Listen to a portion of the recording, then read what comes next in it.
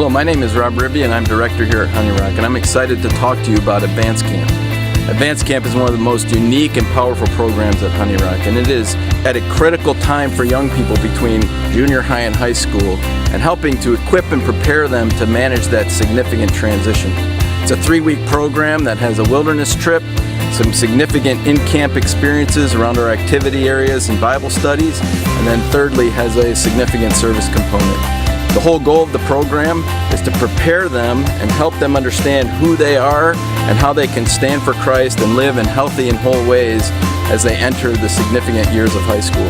I think it is one of the best investments you can make at this important time in their lives. We hope to see you next summer. God bless.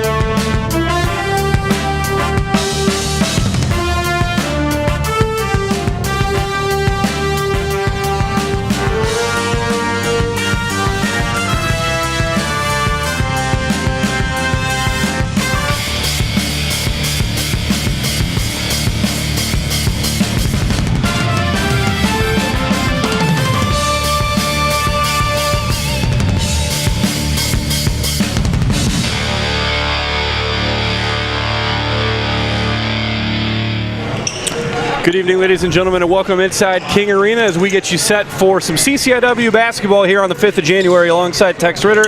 I'm Rusty Lindsay. Thanks for tuning in. Wheaton playing host to the Pioneers of Carroll University in their first home game of the 2019 portion of their schedule. Tex, Wheaton comes off a game where when we looked at the schedule, you circle that game in Bloomington and you say, well, that's a game that is tough location, tough timing.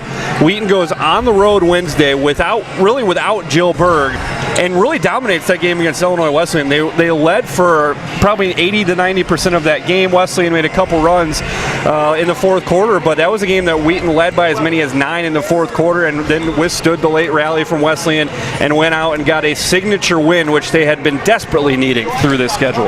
Yeah, no, they definitely needed that win. We look at some of the losses they had to some teams that aren't super great. It was awesome to see them go down to Bloomington, like you said, in a tough arena. It is never ever easy to get even play a good game, much less get a win in Bloomington. So to see the girls go down there without one of their best shot blockers. I mean, yes, I think Jill Berg played about 7 minutes.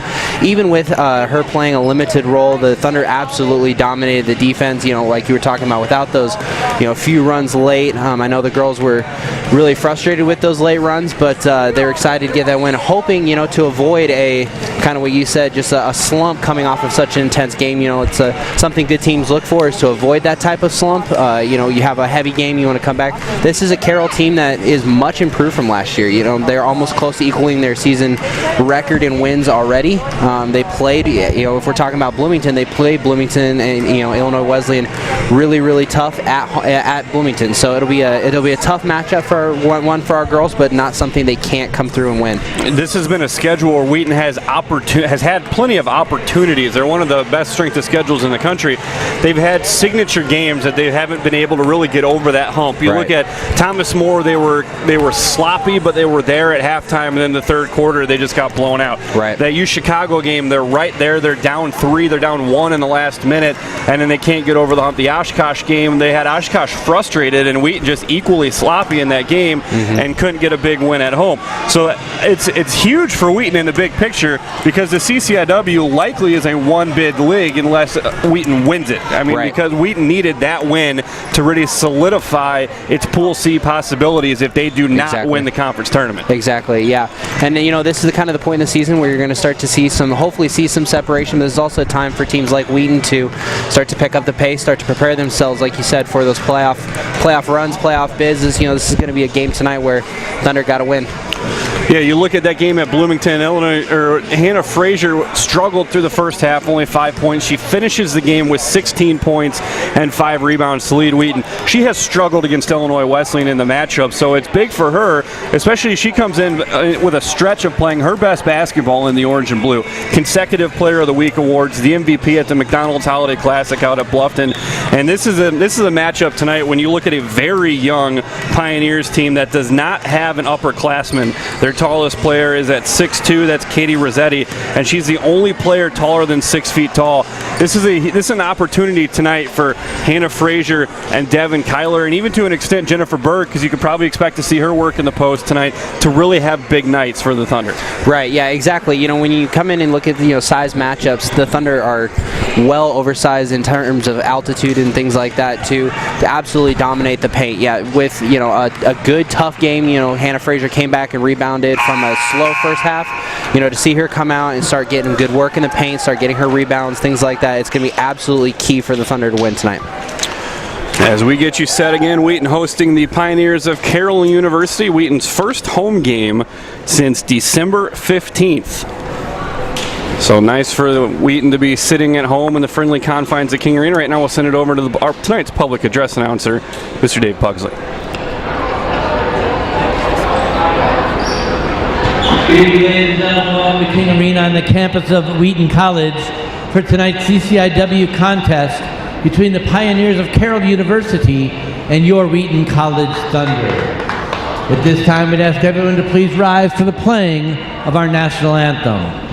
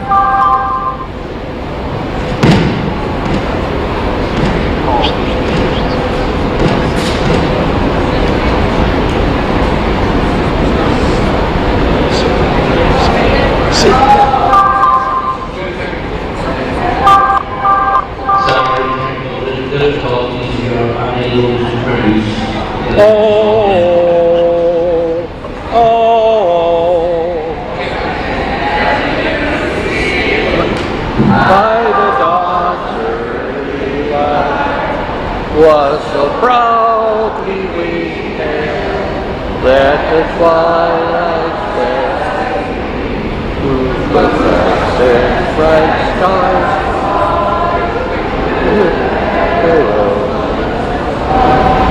For the half hour we watched, for so gallantly in the rocky air.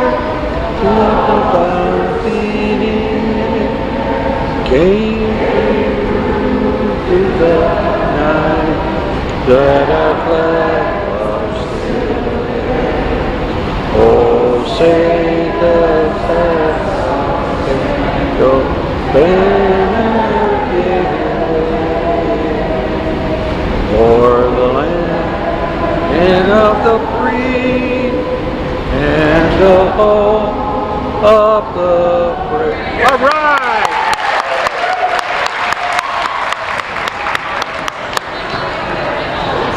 Thank you, ladies and gentlemen. Here are the starting lineups for tonight's game. First for the Pioneers of Carroll University. Number 4, a 5'11" freshman from Johnsburg, Illinois, Kayla Stefka. A 5'2" freshman from Waukesha, Wisconsin, number 21, Teresa Wixer.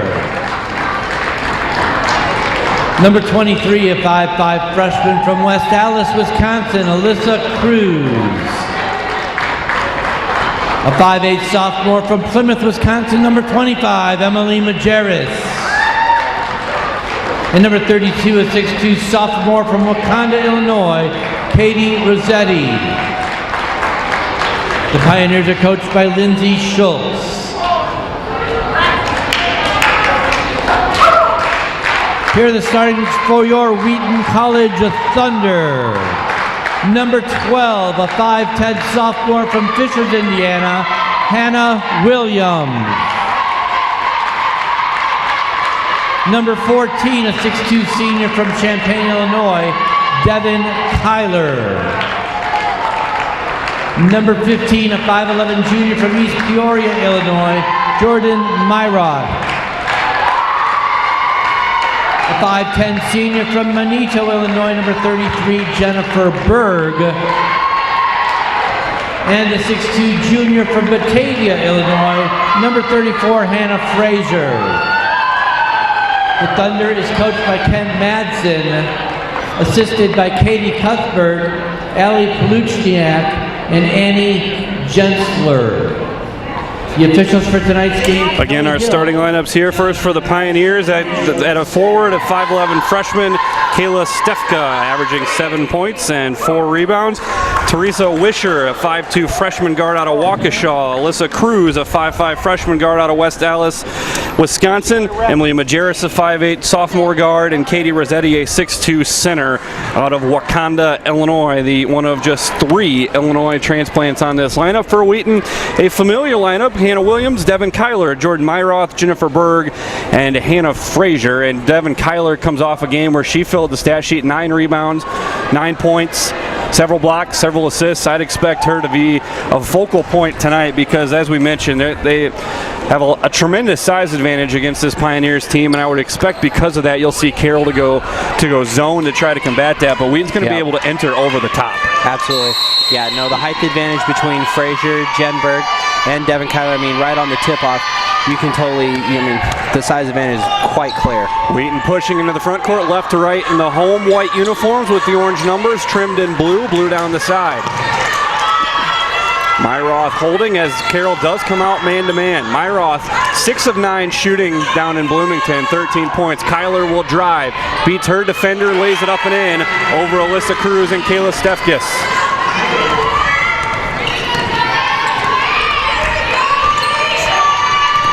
Left side for the Pioneers as they also face the man-to-man defense. Holding at the top is Majerus. Left side, 3-ball from Wisher, airballed and grabbed by Frazier. And you will see a lot of threes from Teresa Wisher. That's her 107th field goal attempt of the year, her 103rd three-point attempt of the year. Yeah, she basically has a green light to shoot that three-point whenever she gets a hint of space. Kyler will sweep to the left side, pulls up at the elbow, looking for help, bounced into Frazier. Frazier 8 on the shot clock, turnaround jumper, nothing but net. That is her bread and butter play right there. Thunder need to do that all night tonight. And Carroll will walk the ball across the timeline, already chasing 4 points here in the early going. I'm Rusty Lindsay. Alongside Tex Ritter, lobbed in, and the post receptor was not even looking for the ball. That was intended for Rossetti, who was moving to set a screen. And that'll be a turnover for the Pioneers, who will now pick up full court. On the season, the Pioneers averaging 14 turnovers a game. They are winning their turnover margin by a little under 2 turnovers a game. Kyler, the mid-range jumper, too long, cleaned up by Wisher. And Wisher will wait for numbers and now push with the right hand across the timeline. Picked up by Jennifer Berg, Rossetti, and now to the right wing for Alyssa Cruz. High screen and roll. Cruz was left open for 3. Passed it up. Down low, Rossetti. Turnaround right hand gets the friendly roll. We talk about size mismatches, and that was a good switch by Carroll there to get a mismatch down in the post. Cut there, blocked away. Now lobbed into Frazier, finishes with contact. And Frazier with a quick 4 points. Jordan Myroth pushing the tempo there. She's been a lot more aggressive on the offensive end lately, has really helped Wheaton's offense continue to evolve. Right wing, this is Wisher. Into the corner for Cruz, trying to look for the lob for Majerus, not there, denied by Frazier. Left side with 10 now on the shot clock. Top for Cruz, who will take the high pick and roll with Stefka. Cruz turns the corner, steps back from 12 feet, hits the front iron, and Frazier is there to clean it up. And Myroth will push for the Thunder. To the free throw line, kick out attempt knocked away, but Berg will retreat to the hash and pick the ball up. Guarded all the way out by Majerus. 3 minutes into this game, Wheaton leading 6-2 as Kyler into the lane. Shot is off and rebounded by Rossetti. Pushing are the Pioneers with Wishart. Bounced in and taken away by Devin Kyler. Good read by Devin there. Kyler sprinting the floor to deny the post entry. Back cut intended for Williams, knocked away, somehow gets to Hannah Williams, shovels it off to Hannah Frazier, who can't hit, and the rebound comes loose to Emily Majerus. 6-2 as Carroll comes into the front court, gets the ball into the post for Stefka, blocked by Jennifer Berg, and Berg grabs the rebound. Pushing now to a 2-on-1, kick to Williams, thought about the three, instead settles for the mid-range, well, no good. Jennifer Berg flying in for the rebound, she goes back up and hits.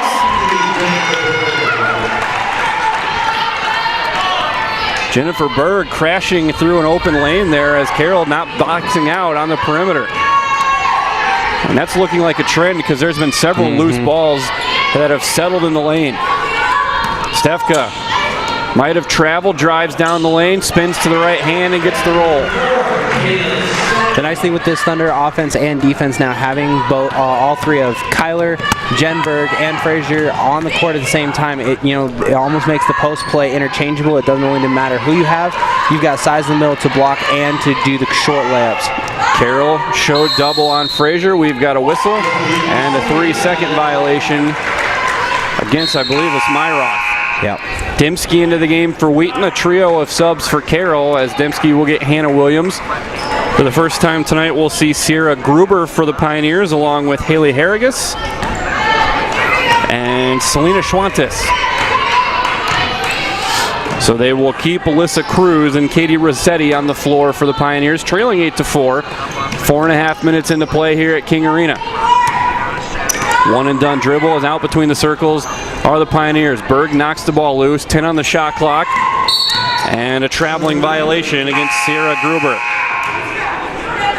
Gruber, a freshman out of Milwaukee, averaging just shy of 10 points a game at 9.9. But again, this is a very young Carroll team, and Carroll's a team that took their lumps when they re-entered the CCIW, but they're slowly finding their footing in this conference, being able to recruit CCIW caliber players, grow their roster as they only had about 6 available players for most of that first year, and being in a lot more competitive games.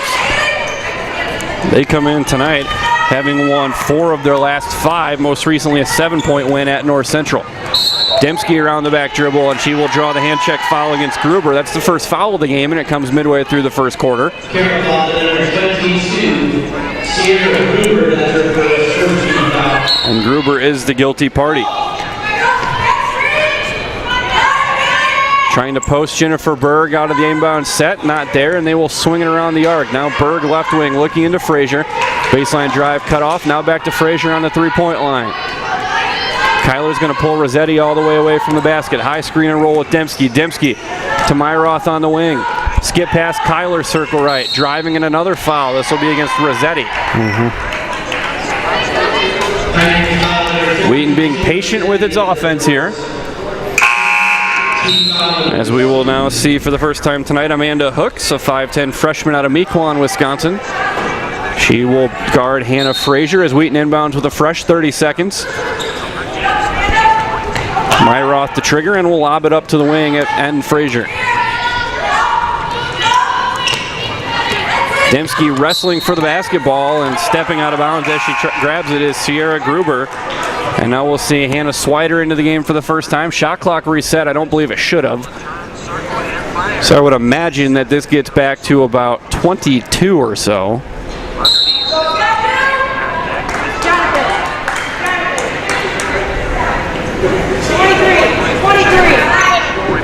And we're hearing 23 to be placed on the shot clock. Free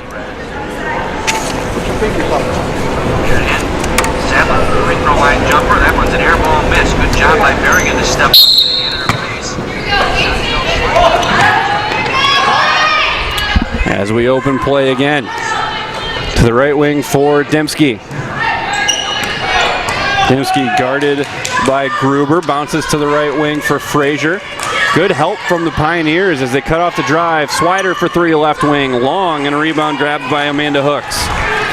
If the Pioneers are going to have a chance tonight, that's what they got to do. They got to play right up in every girl's face. Cannot give the Thunder any type of space, and they did a good job on that in the last possession. Long two by Cruz, an offensive rebound, and then a turnover by the Pioneers.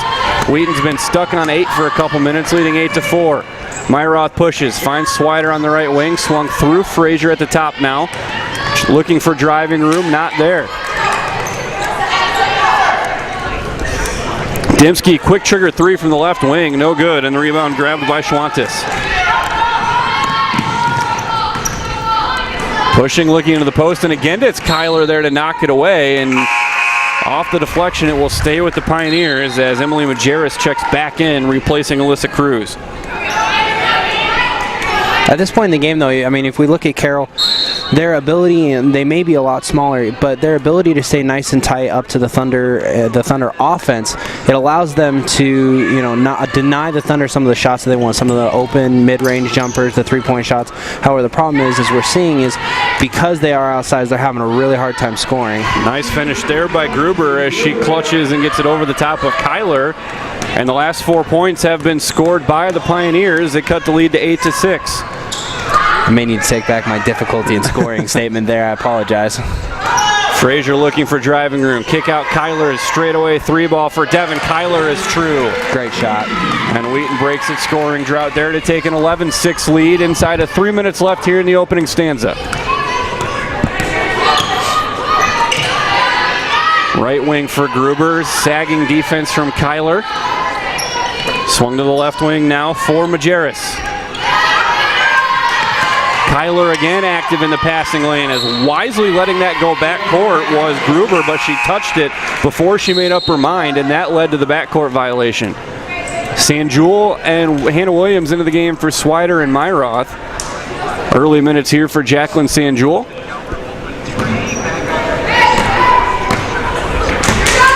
Two and a half minutes left first quarter. Wheaton leading by 5. Lobbed in, high entry for Frazier, driving to the left block. Left-hand layup won't go, too strong. Rebound from Gruber. And Carroll will push. Transition three for Hooks, rattles around, no good, and a tipped out rebound to Sanjul, who will push the tempo, gets the ball to Frazier. Frazier attacking the basket, gets the roll. She has 6 points, and Wheaton leads 13-6.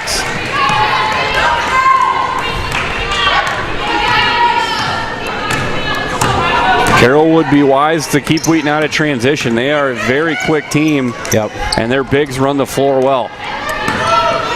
Step back long two. Looked like Kyler got a piece of it. And it'll go out of bounds to the Thunder. Checking back in is Wisher for the Pioneers.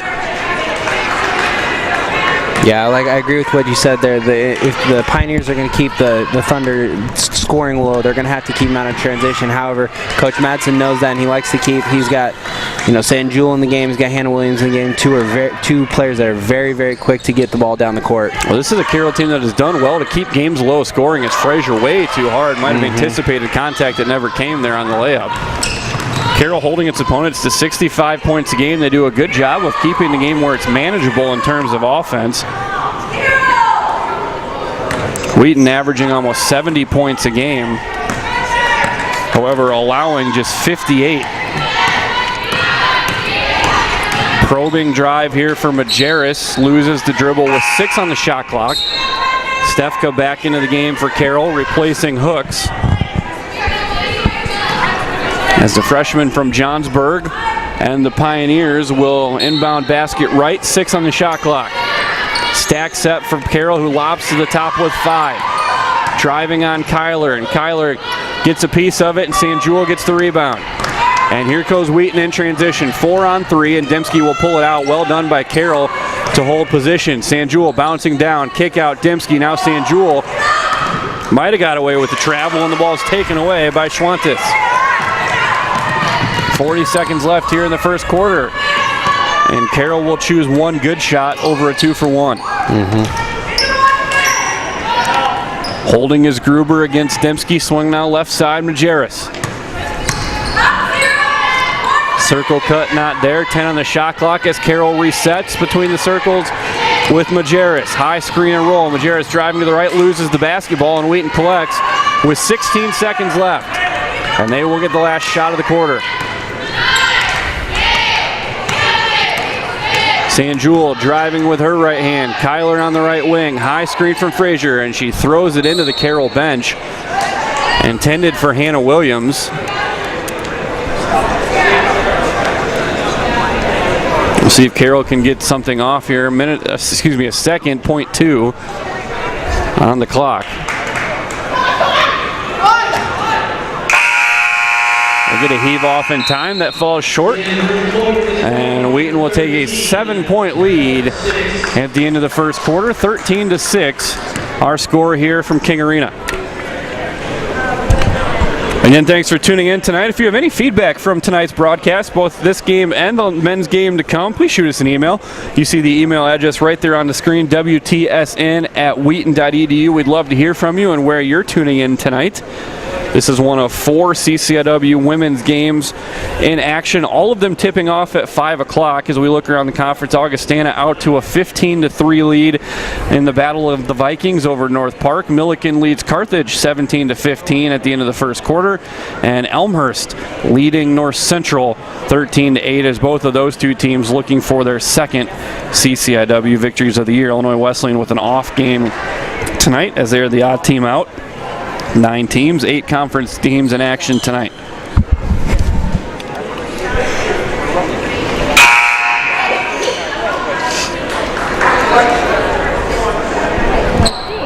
got everything in front of me. Right, but it's coming at you. Right. All right, it's coming at you. You got to take a look. So out of the quarter break for Carroll, it'll be Stefkis, Cruz, Wisher, Majerus, and Rossetti. For Wheaton, they will counter Dembski, Berg, Myroth, Williams, and Frazier. Something that the Pioneers did really well in that last run was, or that last quarter, was to keep the Thunder kind of out of their system. Nice back cut from Majerus there. She gets to lay up to start the second quarter. Yep, you got to do that. So in order for the Pioneers to keep this game, I know the score doesn't necessarily reflect it so much, but just like that, you got to keep the Thunder offense out of their system, out of their plays. Stay right in their face, keep playing gritty defense, and force them to make really, really costly turnovers like they just did. Wheaton trying to counter with a back cut of their own, and it's lobbed over the head of Dembski. Majerus looking to bounce into Rossetti, goes over the top. Rossetti into the lane, left hand over Frazier is good. It was a good move. 4 straight from the Pioneers in the opening 30 seconds of the second quarter. And we have a 3-point game again. Similar to what I was talking about in the pregame show, this is where we need to see the Thunder, continue to keep that offense going, kind of like in the game versus Illinois Wesleyan.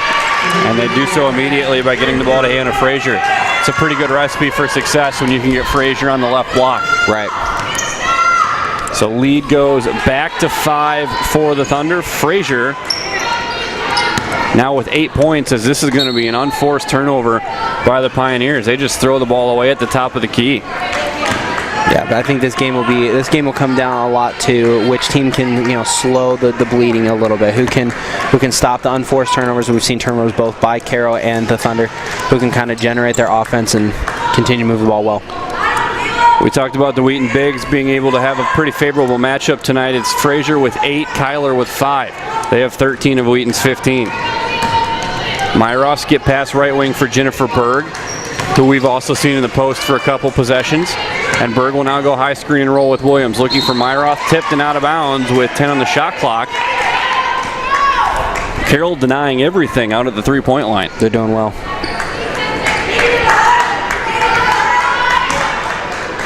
So Wheaton inbound with 10. They go into Berg. They immediately have Frazier on the block. It's tipped away from behind.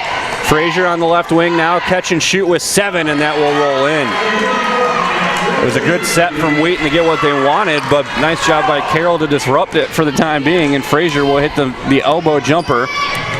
Good offense beating good defense there. Right. The hard thing is Frazier's just hot. She can basically make any shot she wants right now. Rossetti going to work, blocked by Frazier, and it will stay with the Pioneers. You like what you see with the aggression of Katie Rossetti, not afraid to go at Hannah Frazier. That's got to be a major key for their success tonight. It can be a little tricky. We talked about it in the men's game. on Wednesday night with Carthage having so much more size, you're going to get shots blocked against Wheaton. They have such size in the middle and such instinctual height with Berg and Frazier. You're going to get shots blocked. Wheaton leads the country for the second year in a row in that category, but you have to continue to do so. You can't become perimeter oriented or Wheaton has them where they want you. Right, exactly. So they reset the shot clock to 12 as they change the possession back to Carroll on the near side. Step back three for Wisher. Hits the box, no good, and Frazier grabs her 4th rebound of the night. The thing where the Thunder are definitely going to have a bonus and a leg up on a lot of the teams that they play is they've got 3 really, and if you wanted to include Jen Berg, 4 girls that can play very, very strong in the post, where another team might have 1, possibly 2 centers that can play well. The Thunder have 4, so that allows them to rotate scoring opportunities and rotate defensive players in and stay fresh. Gruber in, Majerus out for the Pioneers. Wheaton leading 17-10 as Carroll inbounds underneath the basket. To Stefkes on the wing, driving on Jennifer Berg. Stefkes spinning to the right hand, and Berg gets caught trying to reach for the steal there. Good presence from Stefkes, spinning away from the reach.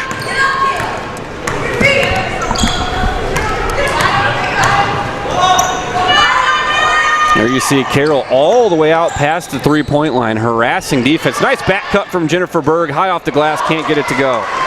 Wheaton's missed several layup opportunities already tonight, and now the Pioneers will push the other way. Stefkes for 3 near side, won't go. Rebound out of bounds, and it will stay. Nope.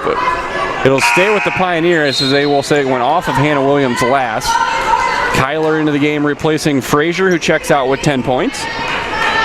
This might be an interesting to watch. As you watch the Thunder girls go down for layups, a lot of the times it looks like they're expecting contact, and I don't know if this is a coaching point on the point of the Pioneers or just not doing it, but they're not initiating contact under the post. It actually seems to be throwing off the Thunder the shots underneath the rim. 3 or 4 times we thought, it looked like they were leaning into a shot, where instead, there was no contact there, and the shot ends up being a miss. Wisher there with a straight-on 3s. Now Kyler going all the way to the basket with the left hand. Can't get it to go. And I believe Jennifer Berg is going to draw a foul on the rebound. Some of that might just be Carroll doesn't have the size to have that presence.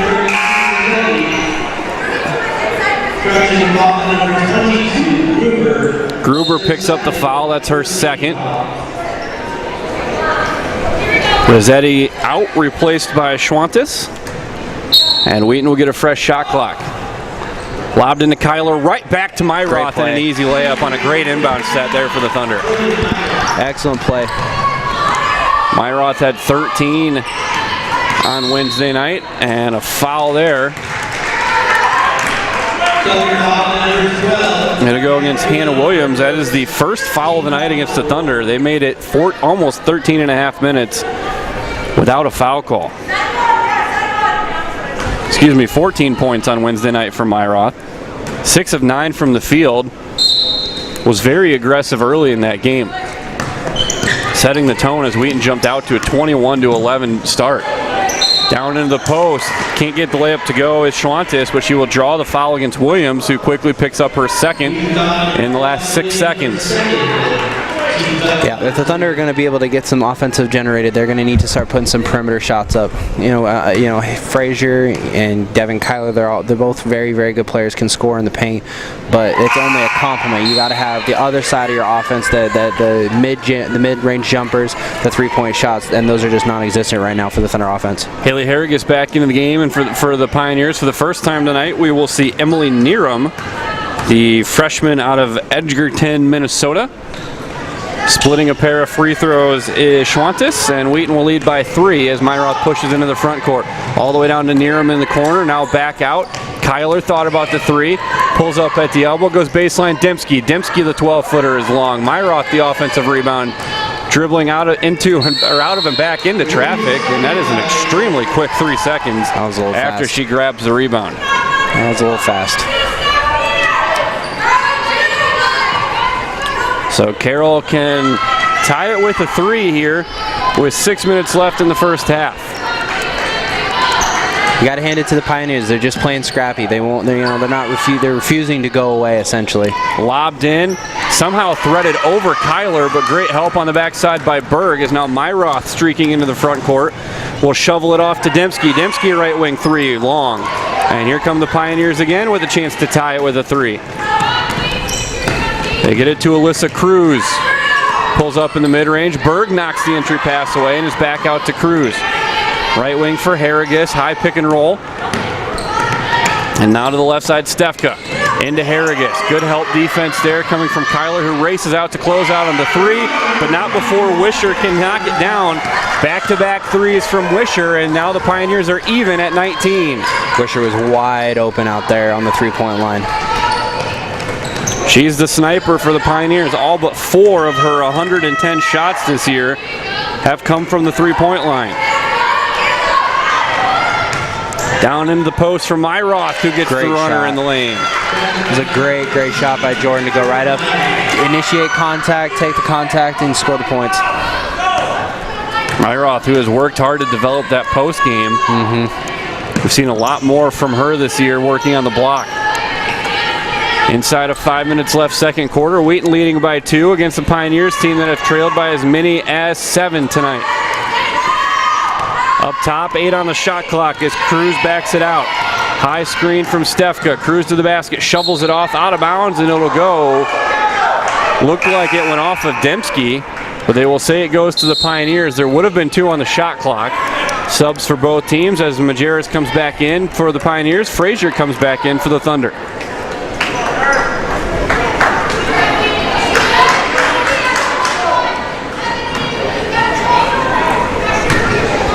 And Haley Harrigus will pick up Myroth full court, and Myroth quickly blows right by her at the full half-court line. Neerum into the corner.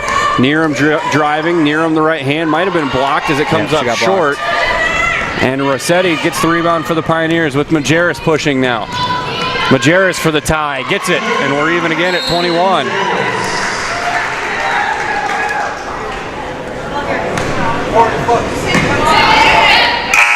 And an injury substitution here as they stop play.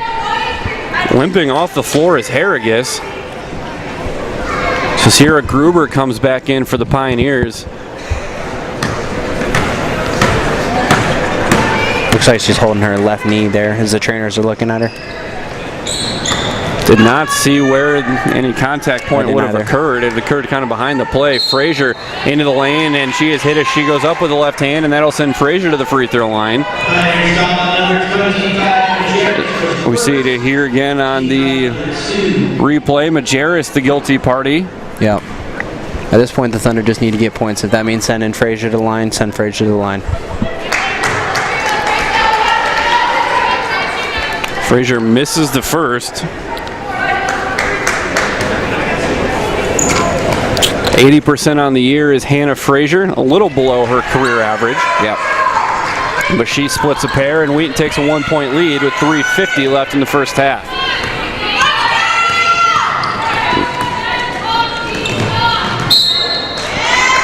Boy, that's not good for Carroll either, as coming up out of contact on the foul from Berg. That's Selena Schwantes, who pulled up a little lame on that right leg, and she will check out of the game immediately, replaced by Amanda Hooks. I think maybe Jen Berg accidentally stepped on her ankle. So Carroll trying to take their first lead of the game. And they will do so as Wisher hits the 3-ball from the left wing. Again, she had space. Just enough to get a shot off, a very quick trigger for Teresa Wisher. Now Kyler driving, loses the basketball as Wheaton getting sped up a little bit by the scrappy Pioneers group. Pushing in transition, kick out Wisher, and a bad pass takes away a transition 3 opportunity for the Pioneers and will lead to a turnover.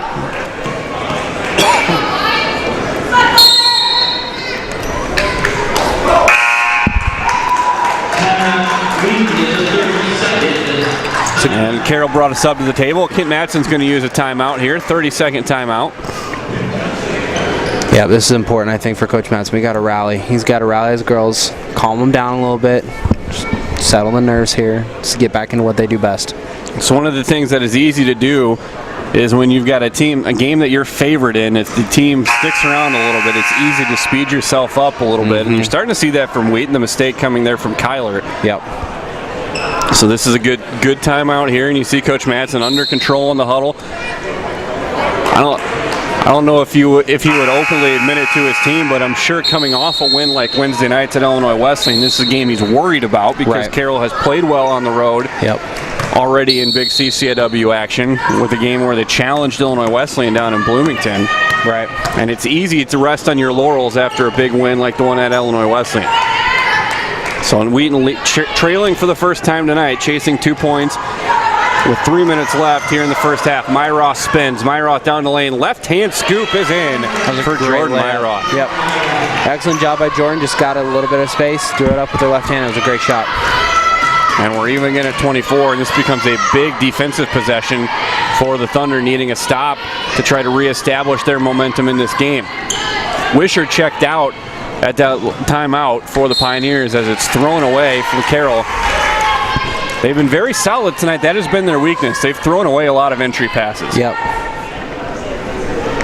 Like I was saying before, you got to minimize your turnovers. I know that sounds like rudimentary basketball, but you gotta remove as much as you possibly can that room for error. High lob to Frazier, guarded all the way out, way past the three-point line by Rossetti. Emily Neerum on the right wing into Frazier. Frazier finds Myroth cutting to the basket, and Wheaton's back on top. Behind 4 straight from Jordan Myroth. Great vision by Jordan.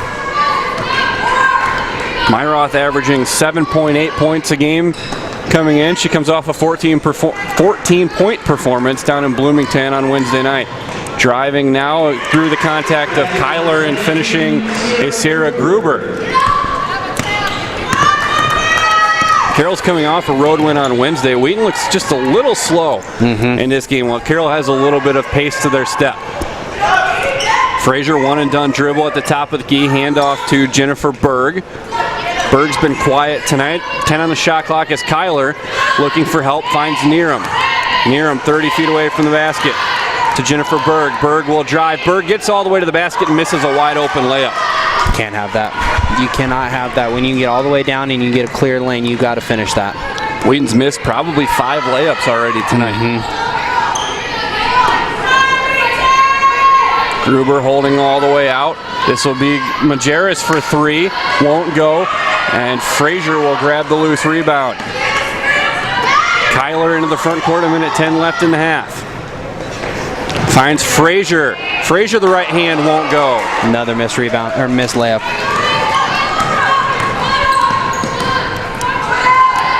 It's a nice pass from Kyler. Frazier just rushing it to the basket. She's now 5 of 9 from the field.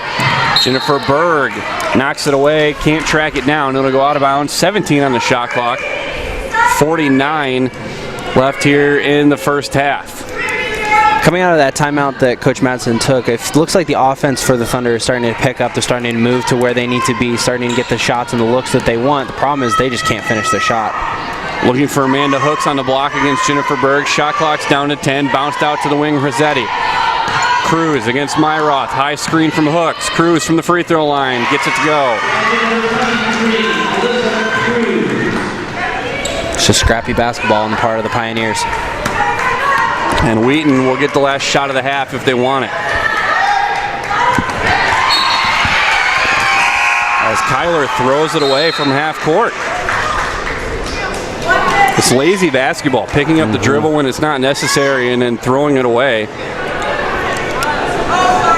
No ball pressure should truly threaten Devin Kyler tonight. No. Unfortunately, like you said, that it was genuine laziness. She didn't need to make that pass. You know, she had time. Count it start, but she had time. She could have waited a few, half more seconds to go, but she threw it away.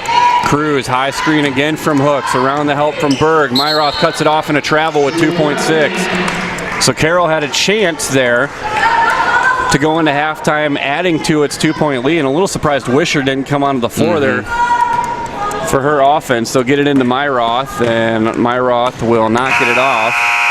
And that is the end of the first half. A sluggish first half for the Thunder, and Carroll has to be very pleased with itself, really closing that half well. Wheaton led 17-10, so they closed the half 18-9 after that lead, and they will take a 2-point lead into the second half. Yeah, no, I mean, that was an excellent showing by the Pioneers. I think they executed their game plan. As I'm watching their offense, I think they executed what they wanted to do. They shut down as best as they possibly could. Hannah Frazier, they limited the rest of the girls to shots that maybe they didn't necessarily want to take. And, unfortunately right now, the Thunder girls are having a hard time finishing their shots. They have some wide open shots, and the score line shows that. So Wheaton trails by 2 at recess. We'll step aside. We'll come back, give you a look at the first half box score, and look ahead to what we might see in the next 20 minutes of action. 28-26 our score. You're watching Wheaton Women's Basketball from WTSN.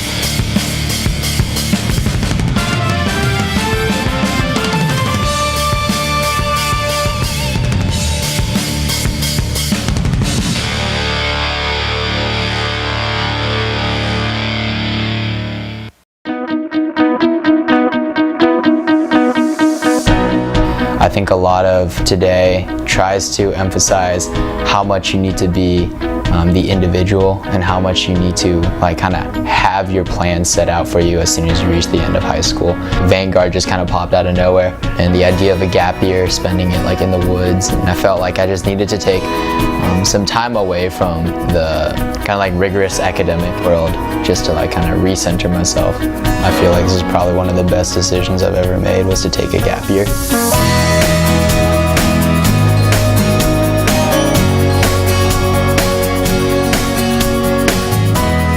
For me, going right to college was really kind of a scary thought because I didn't know what I wanted to major in, what I wanted to do. So taking a gap year was a really good chance for me to just grow and mature a little more before going to college. Once a month we would have professors from Wheaton come up and run a seminar, and those were exploring big questions of faith or big questions that millennials face. Also, just the Vanguard community itself is really tight, and we became kind of like a family.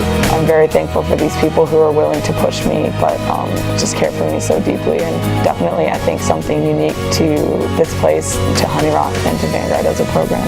Basically the whole year was one immersion trip, being here in the Northwoods and interacting with the local community here. Another was going to the Dominican Republic. It was learning and delving deeper into my faith, but without grades and without this pressure that I've always felt to perform. And I think having the opportunity to learn in such an intimate setting has influenced me in a really positive way. I think what Vanguard does is it helps you to really discover your true potential and help you to kind of define your own calling. It's a year of your life, yeah, and you might think, oh, this will set me behind all my friends, but it won't. At this stage in life, you're still so young, and there's still so much time to explore the world and to see what you want to study, and you'll have your 4 years of college, but you don't need to rush into that.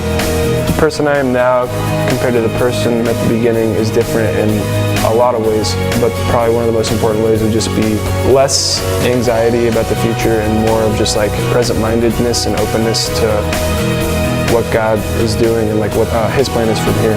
Yeah, I definitely think, looking back on it, taking a gap year and doing Vanguard was the best decision of my life.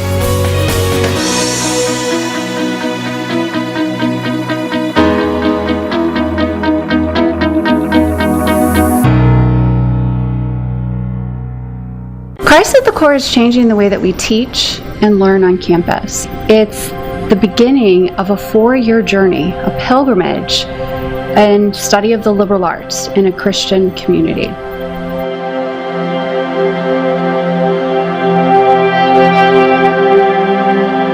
The first time I heard about the Core Seminar was in my spring connection of my senior year. So what really stood out to me was what they said that went along the lines of, in order to know your career, you first have to know your identity.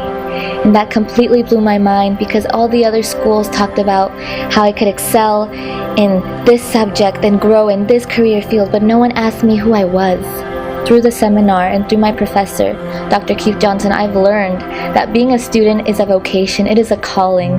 The Lord has placed me here and my classmates here for a reason. The first year seminar is really built around introducing what we mean by Christian liberal arts. And that is not just to study that, but to actually do it.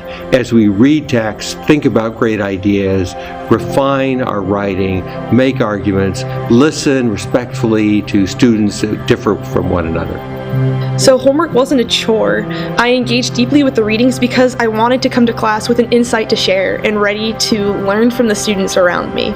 It was an exciting opportunity, and I felt valued as an individual with the things that I could share with the classroom as well as learn.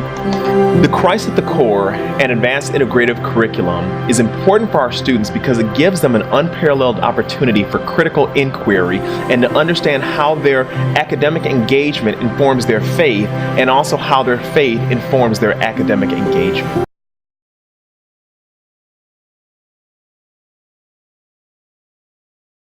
It's really cool to be in a class that is just combining two very different disciplines, being taught by two different professors.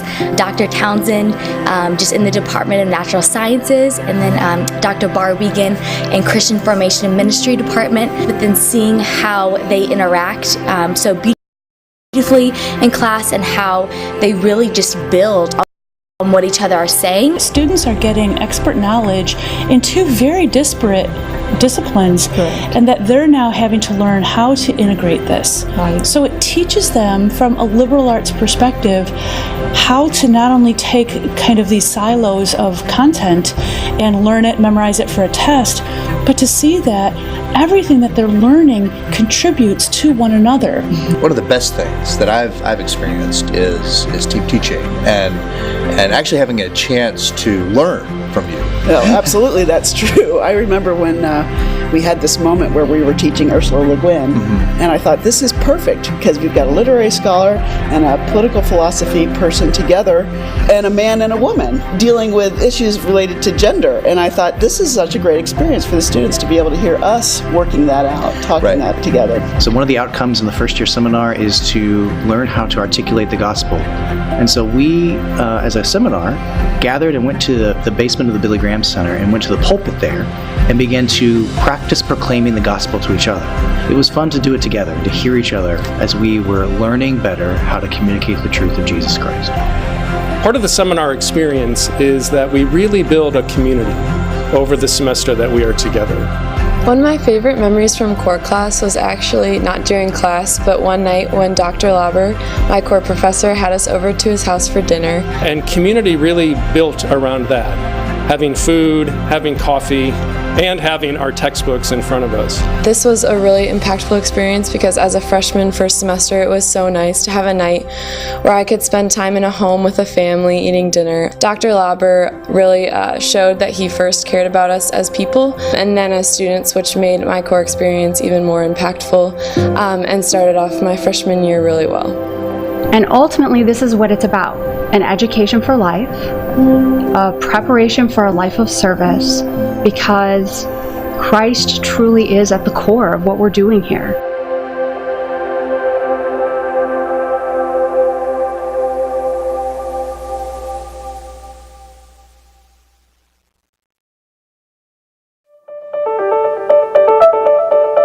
Every day, as students attend chapel, meet friends for lunch, or raise their hands in class, they encounter the Wheaton Fund at work, ensuring the excellence of their Wheaton College experience. Because of the Wheaton Fund. Because of the Wheaton Fund. Because of the Wheaton Fund. Because of the Wheaton Fund, Wheaton students receive a Christ-centered liberal arts education, led by world-class faculty, preparing them for a variety of kingdom vocations. Because of the Wheaton Fund, all Wheaton students can grow in their faith through chapel, small groups, and real-world ministry experiences. Because of the Wheaton Fund, students can participate in a more holistic Wheaton experience through extracurricular activities such as clubs, athletics, student government, and more. Because of the Wheaton Fund, students get to live, learn, and play in world-class facilities. Everything from light bulbs illuminating late-night study sessions to lab equipment fueling discovery in Myers Science Center. It is made possible by the Wheaton Fund. Because of the Wheaton Fund, the total excellence of a Wheaton education is made affordable for all of our students. And that's only possible when family, friends, parents, alumni give generously to the Wheaton Fund.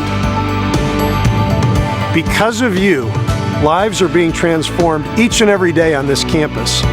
People that will lead society and serve the church in the next generation. Because of the Wheaton Fund. Because of you.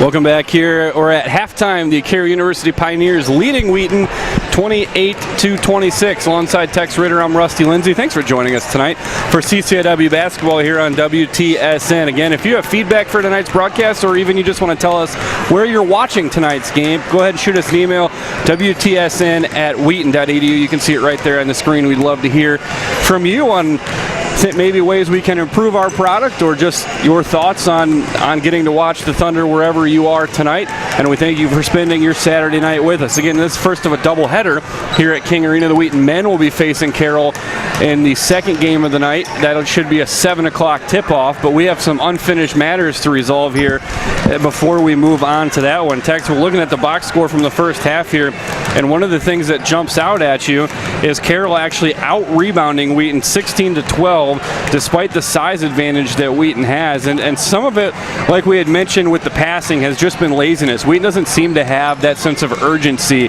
that we're used to seeing from this team. And we had talked about it at the top. You're worried about a little bit of a hangover effect from that Illinois Wesleyan win, where you go on the road, you beat a top 25 team, you come back home, and you think you should have it won. Wheaton just hasn't had that step. And Carroll, as this game has gone on, has picked that up. And we've seen their tempo and their energy and investment in this game continue to grow, that this could be trouble for the Thunder here if they don't come out with that sense of urgency right out of the gate to start the second half. Absolutely. You know, you look at the old saying, you know, hard work beats talent when talent doesn't work hard. And, you know, I'm not saying the Thunder girls are not, but I would definitely say that if you look at the difference in attitude and demeanor of the two teams, as you said, as the game progressed, you know, the first half progressed, the Thunder just basically were outworked. I mean, their attention to the little details, to the passing lanes, to executing proper passes was much more lax and not as crisp as the Carroll Pioneers were. You know, and when it came down to it, the Pioneers made their open shots and the Thunder didn't, and it's made the difference. You know, and when it came down to effort inside the post to get the rebounds, again, it came down to the effort of the Pioneers to execute their rebounds. This has been a series that Wheaton has dominated since Carroll came back into the CCIW. Wheaton winning both games last year pretty handily, and including the year before. And this is it's a new day for Carroll basketball to begin with. All of their players are underclassmen. They're all freshmen and sophomores, with 4 sophomores and 8 freshmen on the lineup, whereas Wheaton's been around long enough, and that can be sometimes a hindrance to the team that's dominated a series, because you see the schedule, you start to pick where your wins are. Right. Whereas Carroll's players, they haven't been there to know necessarily where they're supposed to quote-unquote fall in line. Right. And that's where a team starts to make their move in a conference, and that's going to be what you have to deal with now, is a very scrappy Carroll team that they don't know any better than to compete and get after it. As Kyler drives to the basket, finishes, and there's the energy right away from the Thunder to start the half. Yep, that's exactly what you need to see. You need to see Devin Kyler pushing the paint, getting the and-one calls. That's exactly what Coach Madsen would want coming out of halftime. We talked about it right before we came on the air in the second half. Probably 90% of her touches came on the perimeter, despite the fact that she's Wheaton's tallest and longest player with Jill Berg out. And Hannah Frazier's done well in the first half. She has 11 points to lead all players, but you've got to also work Kyler into the post. Right. Use that advantage that you have. Yep. With the size difference, between the two teams, you're definitely, if you're the Thunder, you want to make the Pioneers pick which girl you want to guard. Do you want to guard Hannah Frazier? Do you want to leave Devin Kyler open? So it'll be interesting to see as they progress how the Thunder attack the basket. Kyler attacking again, has her dribble knocked away. Kick out to Jennifer Berg. Berg for three from the left wing. Misses everything.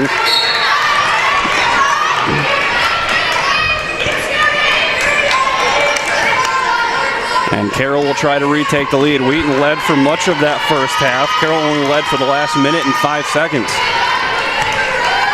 But it comes at a good time as they held the momentum into the locker room break. Nice hand there from Jennifer Berg, and Stefka will beat her to the backcourt to track it down. Wheaton's done well denying passing lanes. And now Cruz are on the high screen. They switch it. Cruz from the free throw line over Frazier, nothing but net. That is her spot. That's her spot between the free throw line and the three-point line. I think she's been perfect tonight. Wheaton has not done well with the high pick and roll late in the shot clock. Nope. Carroll has had some very good looks in the latter 10 seconds of the shot clock. Frazier holding, one and done dribble, finds Williams. Williams driving back to Frazier. Frazier from 6 feet away, rattles it home. Great shot.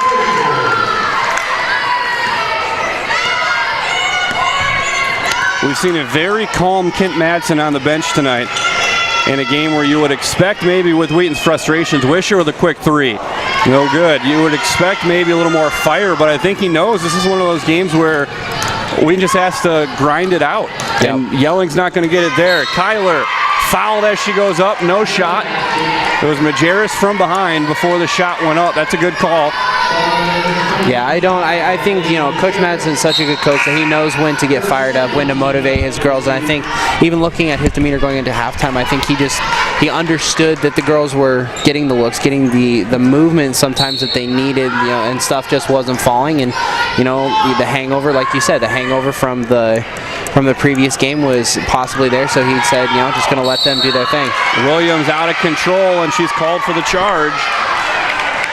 We talked about it during that first timeout, that he sometimes in games calls those early timeouts, and it's a lot of that fire, and all of a sudden Wheaton's ready to go. It's very calm and collect, and he knows this has to be a self-motivation game for the Thunder. Yeah, and if you look at the difference in the energies on the bench, the Thunder bench came out, they've been cheering on their girls in the second half, trying to motivate them, will them into some points, into some defensive stops, and the difference is they're starting to do it. Slowly but surely they're starting to do it. A little more volume in the gym as the bench finds its voice here in the second half. Here's the high screen and roll. Myroth makes her way around. Good help from Berg there. Cruz probing, bounce pass right to Hannah Frazier, and we have a foul with 3 on the shot clock, and it will go against Myroth. Dembski into the game for Hannah Williams. Wheaton's three-point threats tonight have been virtually non-existent. Kyler had a 3 early in the game. That's Wheaton's only one. They missed their next 3, They're 1 for 4. Rossetti throws it away, but not before she traveled. Yeah, that's a piece, like you said, that has been completely missing. You look missing from the Thunder offense has been their three-point attack. You want to see someone like Dembski come in and dominate. When she gets those open looks, and while she has had those open looks, she hasn't shot the ball very well. And you have to credit Carroll for that, because they have been guarding Wheaton off the three-point line. Kyler driving, blocked, and recovered by Rossetti.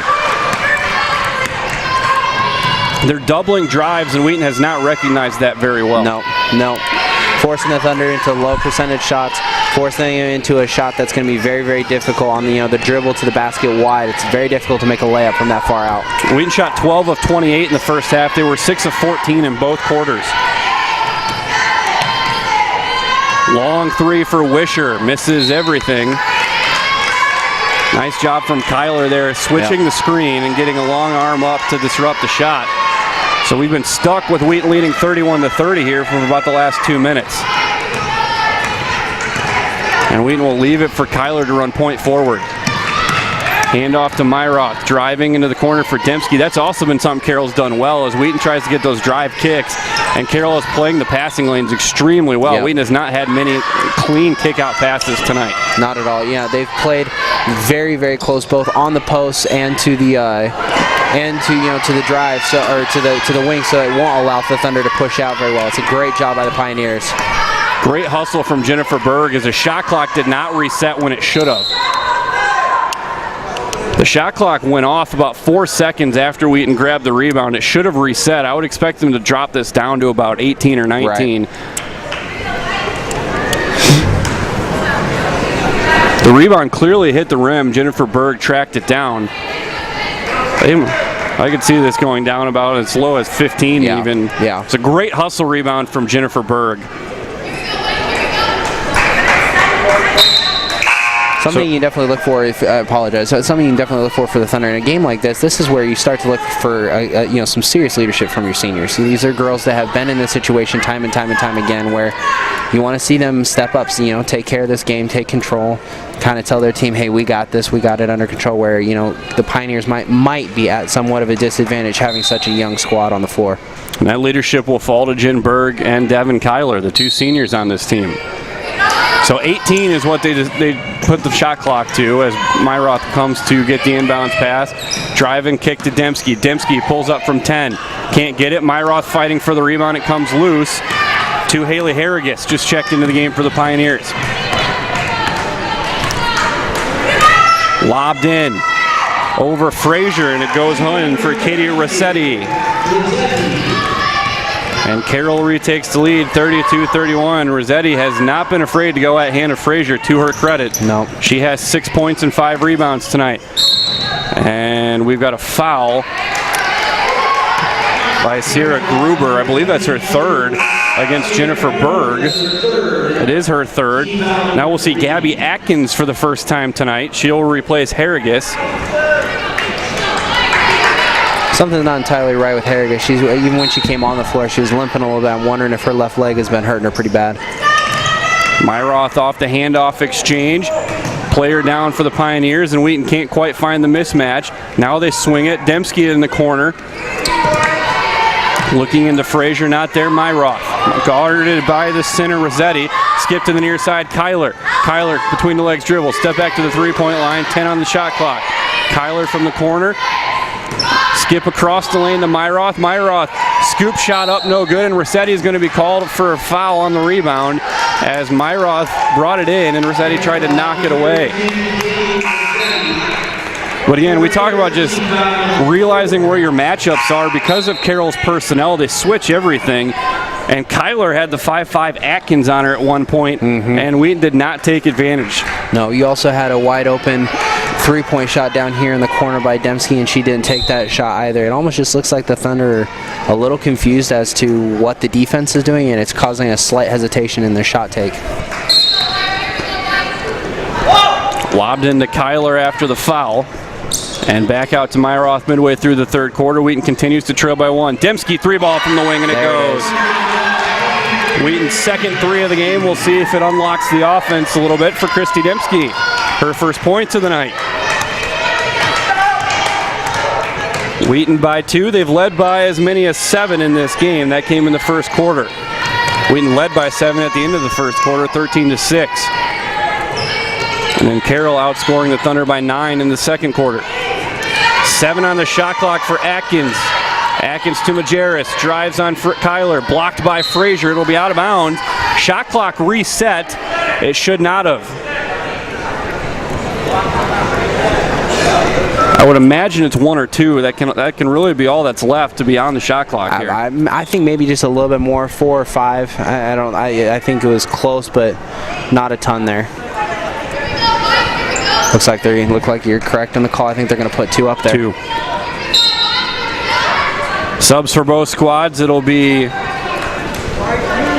Jane Ortlip into the game for the Thunder. That's Wisher checking back in for Wheaton, so they have to recognize they've got a quick trigger shooter in the game. She comes off the stagger screen, lob to the top for Hooks. Hooks shoots the 3 over Myroth, gets the rim, and Frazier grabs the rebound. I like the move by Coach Madsen to bring Orlip into the game.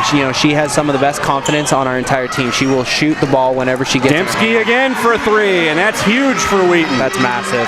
Back-to-back 3 balls from Christy Dembski, and now Wheaton has opened up a 5-point lead on a 6-0 run. So Carroll's fought so hard, but they haven't been able to stretch the lead past 2, and now Wheaton has it back up to 5. How do the Pioneers respond? Majerus against Ortlip right wing, locked in and knocked away by Kyler, trying to get the ball into the middle for Selena Schwantes. 11 on the shot clock for Majerus, so she will inbound right to the basket. Circling are the Pioneers, almost a muddle set out of that stack formation. Shot clock and out at 6 as Majerus finally gets the ball back. Around the high screen, Ortlip hedges it well. Hooks, shot is blocked by Frazier, and that's a shot clock violation. A tremendous 30 seconds of defense to follow the back-to-back threes. That inbound was super circuitous on the part of the Pioneers, and it was it almost took a little bit too much time. They seemed a little discombobulated coming out of that. Cruz checks in for the Pioneers as somebody's got to check out, and it will be Wisher. 6 of them on the floor, and now they get it straightened out.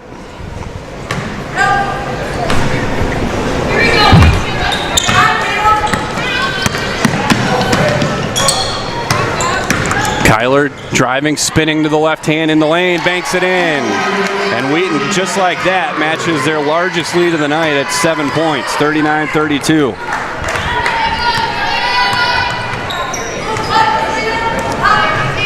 Good test for Carroll now. Can they respond? Wheaton has upped the energy level, now on a 8-0 run. Just over 3 minutes left. They back it out inside of 10 again. Cruz, help from Kyler as Myroth interface, switching left hand, blocked by Myroth. 1 on the shot clock for Carroll.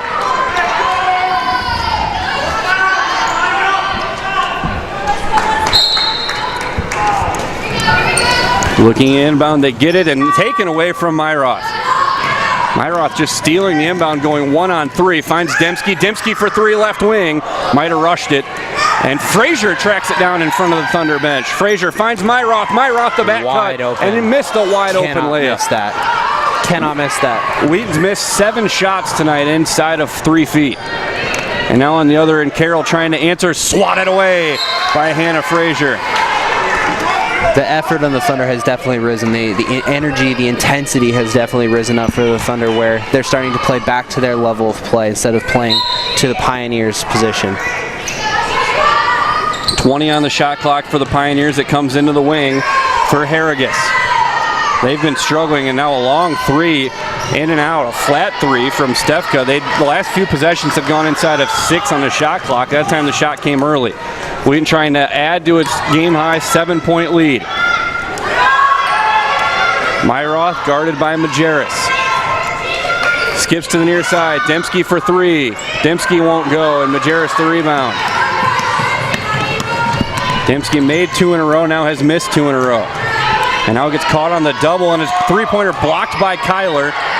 Stefka lost the basketball, and that'll be a traveling violation. Yeah, this is where I think you start to see the Thunder start to turn up the fire a little bit. You need to maybe not let the pomp and circumstance of Illinois Wesleyan and the intensity that was focused in the early part of the week. Now all of a sudden you start to turn it up again here. You know, lean in on the girls that have done this before and start bringing up your intensity.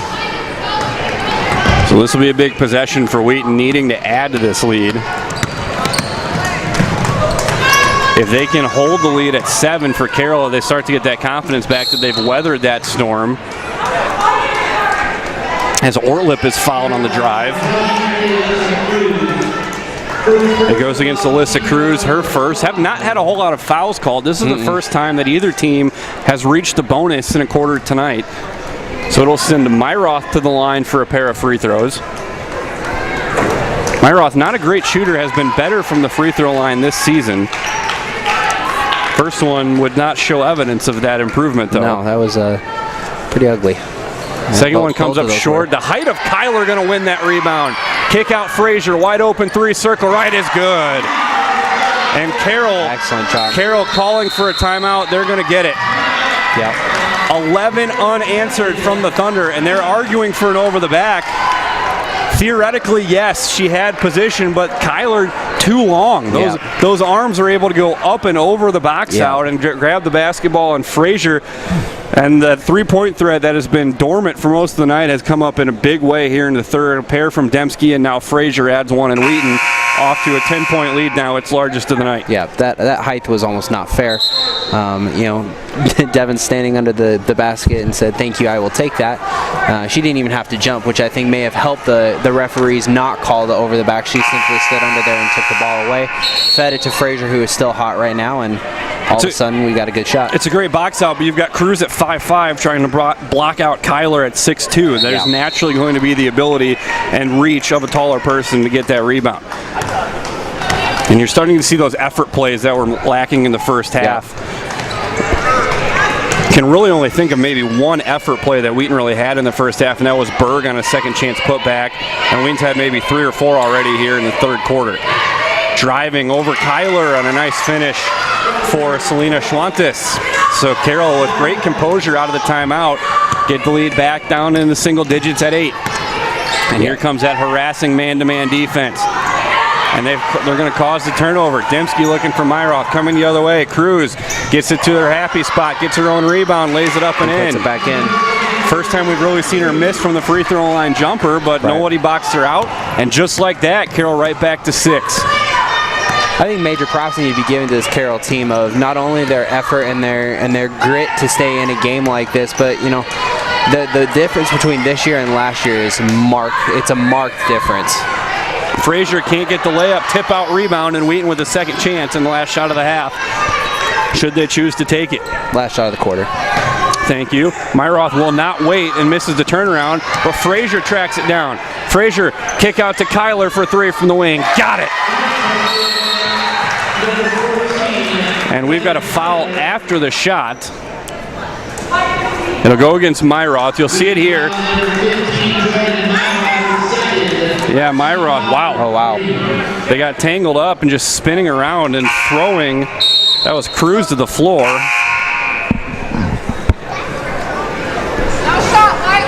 So Myroth gets her second of the game. Third against the Thunder this quarter. And you will see St. Jewel check in with 12 seconds left in the quarter. So big possession here. Cruz driving to the right hand. Kick out, nobody home. And Wheaton with 3.9 seconds here to go the length of the floor. Pioneers are going to do their best not to let the Thunder get a shot here. Dembski momentum not taking her towards the front court, and she will just dribble it out. Good job. Good job by the Pioneers. So that is the end of the third quarter. Wheaton outscoring the Pioneers by 11 here in the third quarter, and they will take a 9-point lead into the fourth quarter. That 3 by Kyler looming very large, as Carroll had just scored 4 straight points. They bring the lead back to 6, and then Wheaton gets 2 offensive rebounds to extend that possession. And that last possession lasting almost 50 seconds. And then they end it with the 3 from Kyler to go up 9. Yeah, that's just it's a tough possession to work through when you have you force the Thunder into 2 not bad shots, but definitely not shots that they might want to take, and then just when you're about ready to get the ball, you get a quick feed out to Devin Kyler, and all of a sudden she drops the 3 late in that third quarter. It's tough to overcome stuff like that. And those are the things you have to take advantage of. Wheaton did not get open 3-point opportunities, with the exception of Kyler's in the first half, and she made that one. They had 4 open opportunities there, maybe 5 or 6. They made 4 of them in that third quarter. So taking advantage of the open shots that were not there earlier in the game. Right.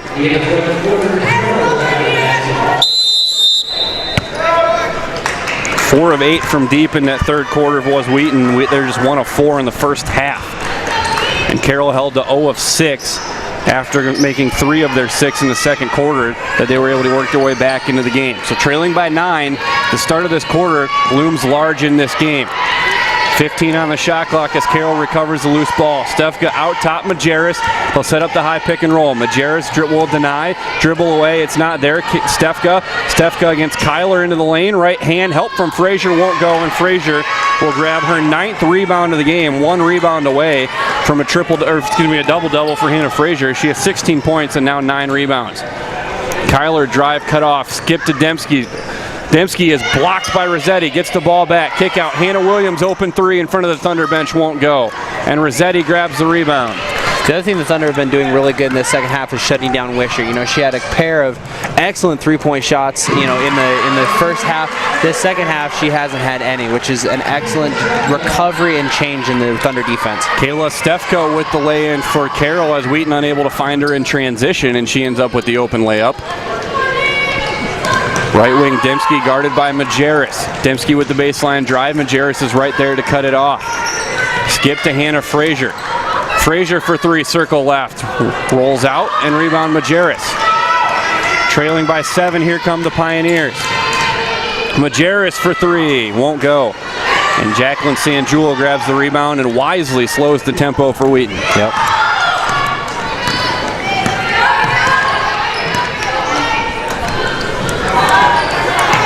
Kyler back cutting open, and Majerus is there to cut her off and take away the kick to Dembski. Dembski's 2 threes have been the difference here in the second half. Back-to-back threes in the third quarter turned a 1-point deficit into his 5-point lead as Hannah Williams drives to the basket for the layup, her first points of the night. I think that's one of her best weapons right there. Is she lulls the defender to sleep, thinking that she's just going to maintain and dribble in the back. But as soon as that defender sits down a little bit, she'll just drive right past you and take it right to the rim. Stefka 3-pointer blocked by Kyler, and Frazier has the double-double now with 16 and 10. Spinning into the lane, and she is hit on the head as she gets to the left hand. And Hannah Frazier will go to the line with the chance to push the lead back into double figures. The foul goes against Rossetti. That's her 4th.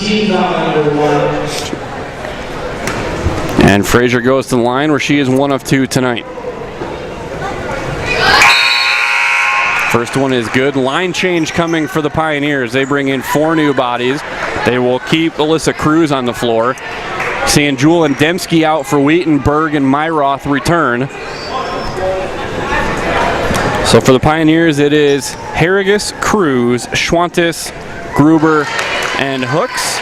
As Frazier makes both free throws, Wheaton countering with Jennifer Berg, Kyler, Myroth, Frazier, and Hannah Williams. An 11-point lead for the Thunder, their largest of the night. As Carroll in a little bit of trouble now early in the fourth quarter in what has been a gritty effort from the Pioneers. Leading this game at halftime, but being outscored 19-8 in the third quarter. Shot clock down inside of 10. Here comes the high pick and roll with Cruz and Hooks. Cruz driving down the left side of the lane. Bounce pass into the lane. Up with 1 on the shot clock. Schwantes can't get it to go. That's the difference in this half and in the first half, is that those shots were falling for the Pioneers in the first half, whereas I think the Thunder have recovered really well. Yeah, Wheaton's defended that high pick and roll much better in the second half. Yep. Did not seem to be real invested in the defense of that particular set in the first half. Williams bounce out to Kyler for 3. She's hit a couple tonight. Can't hit that one, and a foul on the rebound. Myroth will draw the foul. Alyssa Cruz is the guilty party. It's her second. So Wheaton goes 4 flat on the inbound, and the lob comes into Kyler. Bounce down to Hannah Williams, knocked away. She gets it back. Frazier swings it to Kyler. And Wheaton now into their half-court set with 6.5 minutes to play. Frazier calling for the ball on the left block. It's blocked. Or it isn't. Frazier's not happy about that. There was all type of contact underneath the rim, and she thought she got fouled, and the referees called not only possession against the Thunder, but no foul. Well, calling that ball out of bounds off Wheaton just by definition says that Frazier just intentionally missed the basket by 12 feet on a shot attempt. 15 on the shot clock. Great cut and a layup for Selena Schwantes. It's a great response right there. That circling screen look for Carroll. They haven't gone to it often, but it has paid dividends a couple times as Myroth driving and cut off. A foul will be called by Majerus.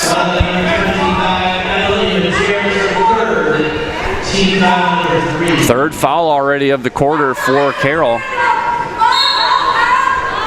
Triple stack to the left side of the lane as they go lob into Kyler. And Wheaton's into their half-court set. Inside of 6 minutes left to play. Wheaton leading by 9. Down to Berg on the block. Berg up and under and lays it in. Great move. We talked about it at the top. This would be a matchup for Jennifer Berg to get some looks in the paint. Yep. Takes advantage there. Wheaton playing without Jill Berg tonight. They still have a significant height advantage in this game. They just have not used it for much of the game. No. Wheaton being out-rebounded at halftime. They're still being out-rebounded.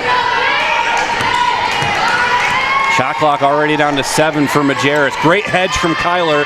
Majerus recovers down to 4.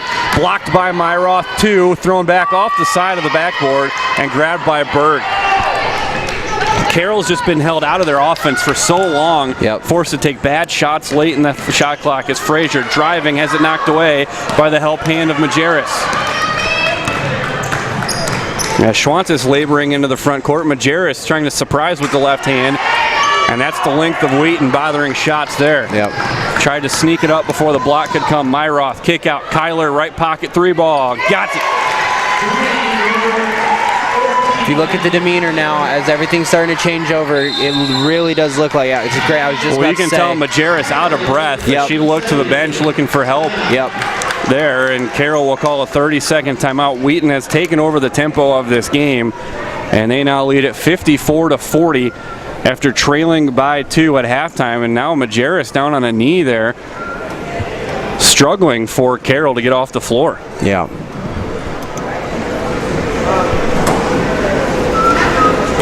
So as Wheaton pulls away here in the second half, we take you around the conference. Augustana dominated the first quarter, but North Park working back into the game, trailing Augustana 59-47. That's down at Foster and Kedzie. Carthage leading Milliken 60-48 in the fourth quarter. It's been a strong second half from the Lady Reds after they trailed by 4 at intermission. And Elmhurst leading North Central 52-39 behind a 22-7 second quarter advantage for the Blue Jays. That'll be an interesting game to watch on the men's side between two teams at the top of the table in the CCIW. Wow, that's going to be overturned, as that initially ruled Thunder basketball, but that was Gruber throwing it off the help, and that should stay with the Pioneers with 11 on the shot clock. Yeah, it was a great vision by Hannah Williams to come across and help. They're looking for the short pass underneath the basket, and Hannah was there. 4:21 left in the game. Bounced into Schwantes. Layup's good, and the foul.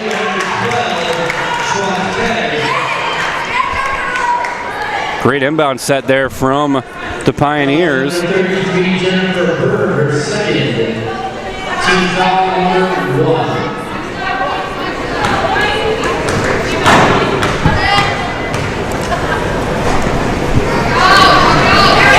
The one free throw is good, and it's a three-point play for Schwantes.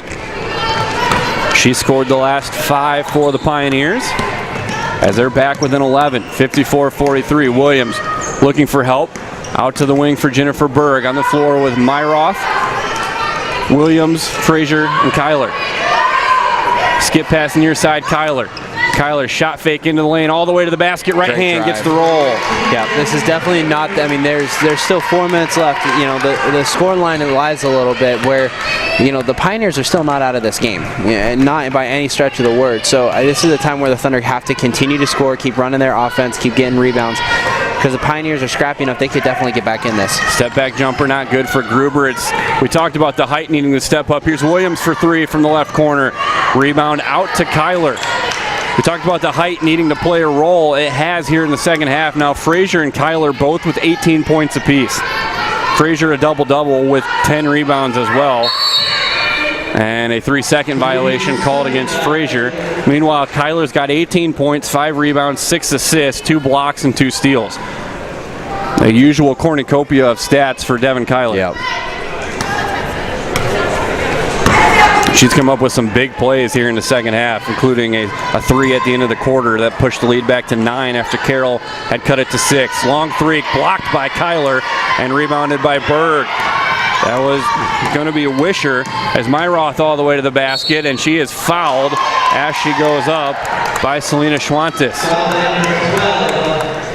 Here you see it on the replay. It's just going to be the body into the left shoulder of Myroth as she drove, and that'll send Myroth to the line for 2, where she has missed her first 2 opportunities of the night. But we'll make the first. Again, this is the first of a doubleheader tonight. Stick with us after this game. The Wheaton men will tipping off with Carroll at 7 o'clock. Nate Frank will join me for that broadcast as Myroth knocks down both free throws.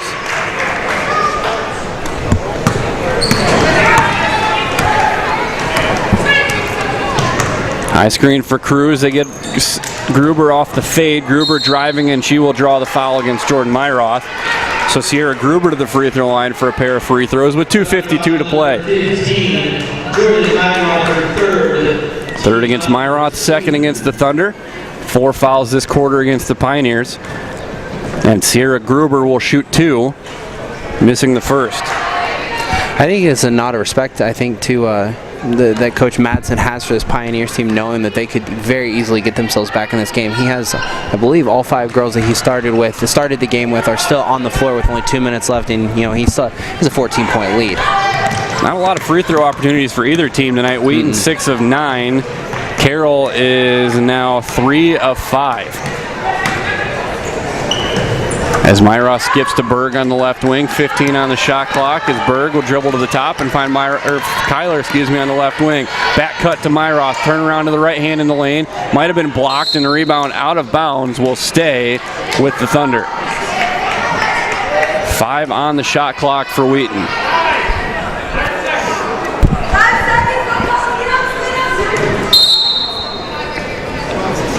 Look for a quick shot here. Kyler had the fake cut. Great back cut from Berg, and it's blocked, though. Shot clock reset. Should be 2.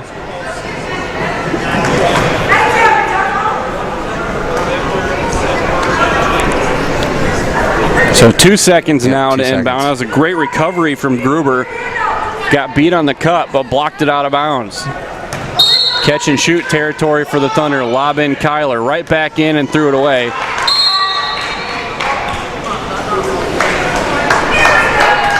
Pick your turnover adventure there.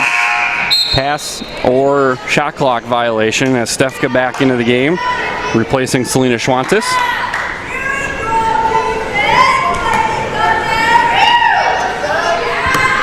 .220 and counting here, and Carroll trailing by 14. Cruz driving, blocked.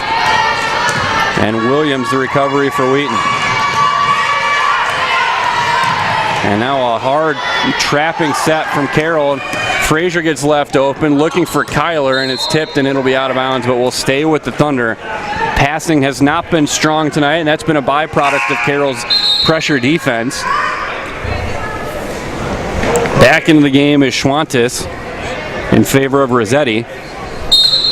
18 on the shot clock as we go down 2 minutes left in this game. Yeah, Rossetti has played an excellent game tonight. She's gone up against one of the best centers in the CCIW. Not only has she scored a lot against Frazier, but she also scored and also defended Frazier really, really well. So Rossetti has nothing to be ashamed of tonight in her game. Turnover violation against Frazier as she travels with 1:47 left. And Cruz brings it into the front court. It's going to be a win that Coach Madsen's not going to feel great about as Gruber misses the 3. Long rebound to Williams, but we talked about it at the top. In the aftermath of Wednesday's big win at Illinois Wesleyan, what you didn't do was fault. You didn't have a serve fault, if you will. As Williams can't get the roll. The adage is you hold serve at home, you split on the road. They get a big one on the road on Wednesday, as that'll be a foul against Berg as Stefka goes up. So Stefka will shoot 2, but most importantly, they don't give it back by losing at home here tonight. Right. Yep, that's big. Illinois Wesleyan idle tonight. So Wheaton will keep its one-game lead on the field and move to 5-0 in CCIW play. Illinois Wesleyan, the lone team with one loss. Augustana would be next. Augustana and Carthage both with 2 losses. Carroll was also one of those teams with 2. They'll drop their 3rd CCIW contest of the season tonight. Yeah, this is a good win for the Thunder. Like you were saying, it's important not to. Nice pass. First from Kyler to Williams, then from Williams to Frazier. Wheaton leads by 15 with a minute to play, and Kent Madsen's going to use a full timeout here. We've seen Kent Madsen be uncharacteristically hands-off in this game, and he's going to send now his 5 subs into the game, so the starters are done. But we've also talked about that's maybe one of those games where it just needs to happen. This has to be one where yelling and the fire may not get the response you want. That the girls have to kind of bring this out of themselves, and they've done so here in the second half. Right. Holding Carroll to just 17 second half points while scoring 34 of their own. Right. Yeah. No. This is this is definitely a game where this is not on the coaches. You outsize your opponent. You arguably could say you out talent your opponent. This needs to be a ownership by the girls themselves to win this game. And I appreciate Coach Madsen, allowing this team to take ownership of this game, especially in the second half, and do what they do best without having to motivate them with him and his coaches. So Wheaton's going to go on to win their 6th straight game, and this kicks off a 3-game homestand in a stretch of 4 of their next 5. Wheaton will welcome Milliken and Elmhurst here next week, a chance to really take control of the CCIW. You've got 2 teams in the bottom of the conference coming in next week, so it's going to be important for Wheaton to leave this performance behind them and build off of it next week. Again, you would think you could get Jill Berg back maybe by the end of the week. And the timeout taken by Carroll. Yeah, no, I think coming into this game, showing that you don't need Jill Berg, and then you show that you've got, like you said, the 2 bottom teams coming in from the conference. I think that this is a good point, good spot for the Thunder girls. We just got to keep building. We're now in the back run, looking towards the conference championship, starting to look towards playoffs. So this is a time where, you got to stay healthy. With Jill Berg being out, but we're going to start looking to see maybe some younger girls. As Coach moves them in. Yeah, it's an important time. This week is very important for the Thunder. Yeah, we mentioned 4 of the next 4. This is a stretch of 4 of 5. 3 of those 4 teams coming in are 3 of the 4 teams at the bottom of the CCIW right now, with the exception of North Central. The break in that stretch comes in a road game at Augustana. That's on the 16th. That'll be a good test for Wheaton, getting that break. Rock Island is a place where they have struggled the last couple of years, dropping a game 2 years ago and struggling there last year. So there will be some demons to exercise for the Thunder in that game. And again, you talk about the way that Carroll is building their program. They've got 12 players. They're all underclassmen. Whereas Wheaton's a very veteran team. They've had established players playing a lot of minutes on valuable playoff teams the last couple of years, where these kind of games, you get the way the first half was because Wheaton kind of remembers Carroll from where they've been the last 2 years, and Carroll's not that team anymore. This is a program on the rise, all underclassmen. They just don't know any better. They don't know that that's their role in the conference, and that's how you turn things on their head. Exactly. Yeah. No. This is a program that the conference in general needs to be on the lookout for. Carroll has improved in every aspect of their game. Their recruiting is only going to go up. Their coach is doing an excellent job. She's taking care of her girls. Their facilities are excellent and some of the best in the CCIW. So do not sleep on Carroll University. They're going to be there very, very soon. And credit Lindsay Schultz here, coaching to the end, trying to make sure they've got the ruling right. I would not characterize this as a well officiated game. No, by any stretch. Not at all. And I'm not sure what the disagreement is here with 56 seconds left. But also credit Lindsay Schultz. She's going to coach this thing to the end, and this is how you build a program. Players take note of that their coach in the last minute of a game that they're going to lose is going to fight this thing tooth and nail and really dig in. And that's how you get players that will fight for you. Yep. People don't care how much you know until they know how much you care, and Carroll has a coach that cares an incredible amount, and so I think that's a testament to their program and their athletics department. So I'm not sure Lindsay Schultz liked the outcome, but we at least have a resolution as we get back under play. Kristen Madsen on the floor with Neerum, Sanjul, Ortlip, and Swider. And we're going to reset the clock here. A couple seconds got away from it at the end.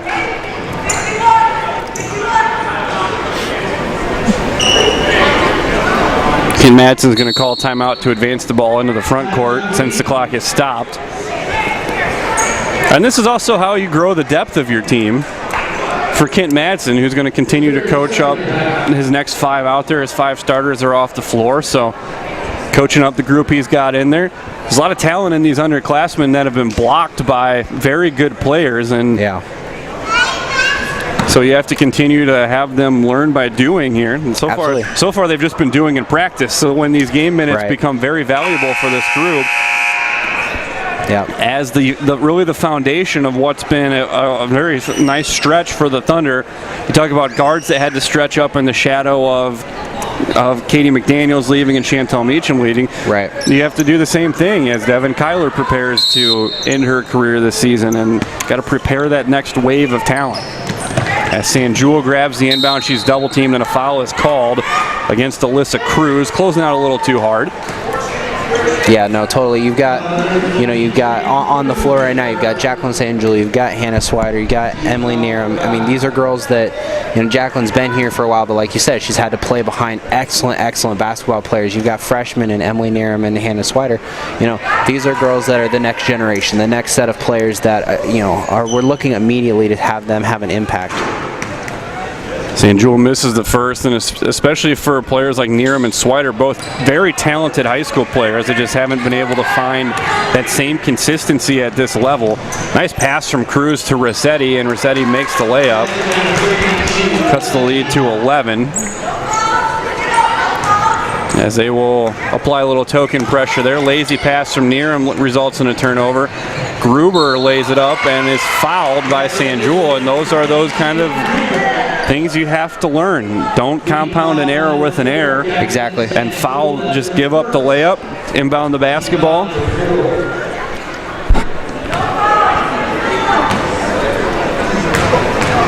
So now a 3-point play opportunity for Sierra Gruber. As she converts, and the lead is cut to 8. Wheaton just has to get the ball into the front court, and they will dribble it out, and Ortlip will do that. Skip pass to the near side to Hannah Swider, and now Wheaton can dribble the clock out. Shot clock is off. Madsen spinning. Madsen's going to try to get to the hoop, and is fouled in the process. Foul on Wisher. Her first, already in the bonus, so Kirsten Madsen will shoot 2.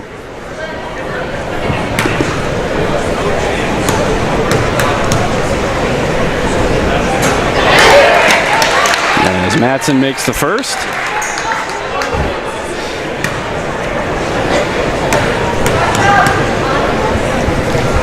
And makes the second. So 62-52 our score. Carroll will have one more shot to make that not the final. Nice crossover from Cruz. The ball gets to Rossetti. Shot won't go, and that is the end of tonight's proceedings. And a game that will not be pointed to as a pretty one, but a win is a win as Wheaton grinds it out. A 10-point win over the Pioneers of Carroll University to move to 11-3 overall and 5-0 in the CCIW. The Pioneers have their record evened at 7-7, and they fall to 2-3 in the conference. What's up, guys? So we will wrap things up here again. We've got the men's game coming up, a 7 o'clock tip-off. Wheaton hosting Carroll as well in that game. Nate Frank will join me for the call as Wheaton will try to follow up a 20-point win over Carthage with another one tonight. Again, our final score 62-52. We'll be back just before 7 o'clock for the men's game. You're watching CCIW basketball from WTSN.